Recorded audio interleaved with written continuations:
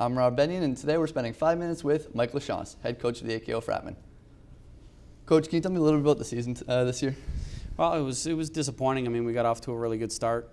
Started out 3-0. We've seen the problems that were there. We might have faced some lesser competition in the league, almost a fortuitous schedule, so to speak. But nevertheless, we were 3-0 and looked good. And we hit the hard part of the schedule and kind of faltered a little bit. And a lot of our faults were brought to the forefront, and we ended up 4-4, and we missed the playoffs. It was disappointing. Anytime at AKO when you miss the playoffs, it's a disappointment. Anytime you're a 500 team, you missed your mark. So it was a failed season, and we'll look for bigger and better things next year. 3 games into this season, dating back to the start of last year, you were on an 11-0 stretch. What was the difference maker the rest of the way? Well, from 2011 to 2012, we lost a lot of key athletes. A guy like Bo Lumley wasn't back in the backfield. We lost 3 starting offensive linemen, and our offensive coordinator had been changed. So there was a lot of changes on the offensive side of the ball, and when we played better opponents, I think it showed. Like I said, a lot of our faults were kind of brought to the forefront, and teams exposed us a little bit offensively, and we had a hard time moving the ball. And when you have a hard time moving the ball, it doesn't matter how good your defense is, and our defense was terrific. From the start of the season to the finish, and it didn't get us over the hump because our offense couldn't do their part. You went to the championship game a year ago, and coming into this season, a lot of big talk about the defense being the best in the country, going back to the championship game and winning it this year. Overestimate the team a little bit, or did they not perform up to expectations? It's hard to tell. I mean, I don't think we overestimated the defense. We had the best defense in the country statistically, least points against our defense. Now we gave up some on specials, we gave up a few on offense, so it kind of skews the numbers a little bit. But if you look at pure defensive stats, we only gave up 7 drives over 50 yards all year, and that's pretty incredible in an 8-game season to not even give up a drive a game. So I think defensively we're right on the mark. Offensively, we overrated a few guys, but I think injuries kind of proved costly.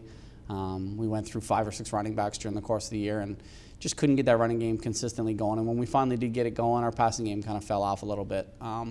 So yeah, maybe we overrated a few guys, but maybe we didn't coach them up so good either.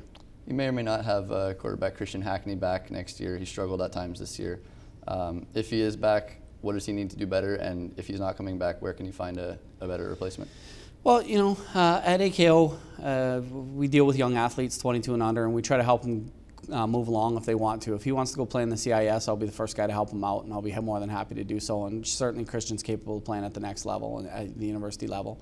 Whether he wants to or not, I'm not sure. We haven't had our year-end meetings yet. But if he's back, he's just got to play with more confidence. I think he lost a little bit of his swagger this year. He had that in 2011, really played with a lot of confidence, and it showed. This year, when things went wrong and kind of went awry on offense, a lot of pressure fell onto his shoulders, and he had a hard time dealing with it and adjusting to it.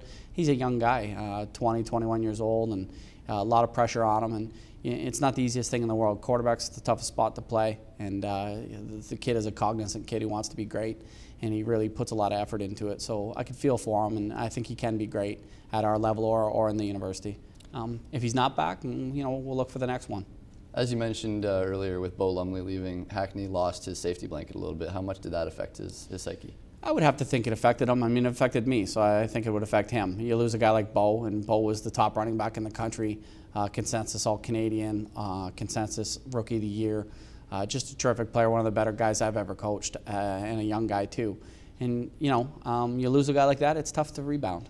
He was a guy that we could rely on for 200 yards a game. There's not many people like that in the country. You're going to be losing some more players offensively this coming year with the graduation of guys like Joel Archer and Derek Hurst. Yeah, we lose good players this year. We lost good players last year.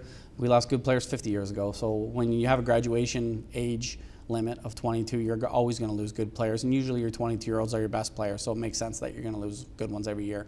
But Hamilton will lose good ones, London will lose good ones, Burlington will lose good ones. We're no different than anyone else. We just have to reload.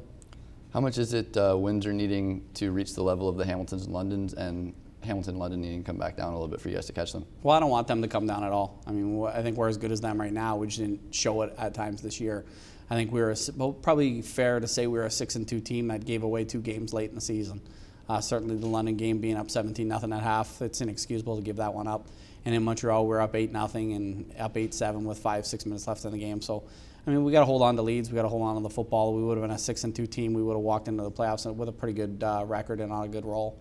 But I don't think they're going to come down at all. They got two real good organizations that you just mentioned, and we're a third that's right in that group. We'll rebound. You mentioned usually your 21, 22-year-old guys are the best of your team. Who do you see from this year's group of younger guys stepping into that group next year and taking on a bigger role? Well, certainly Mason Beekus and Anthony McDonald are two guys that come to the mind right away if they choose to return. And they've got some university aspirations, but if they choose to return, they're going to be two of the best players in the league. Those are the first two guys that would probably come to my mind. Any predictions for next year? OFC Championship. I mean, that's what we set our goal at every year. That's what we set at this year. It's disappointing we didn't get there, but you know what? There's another season ahead of us. Thanks for your time today, Mike. We've been talking to head coach of the AKO Fratmen, Mike LaChance.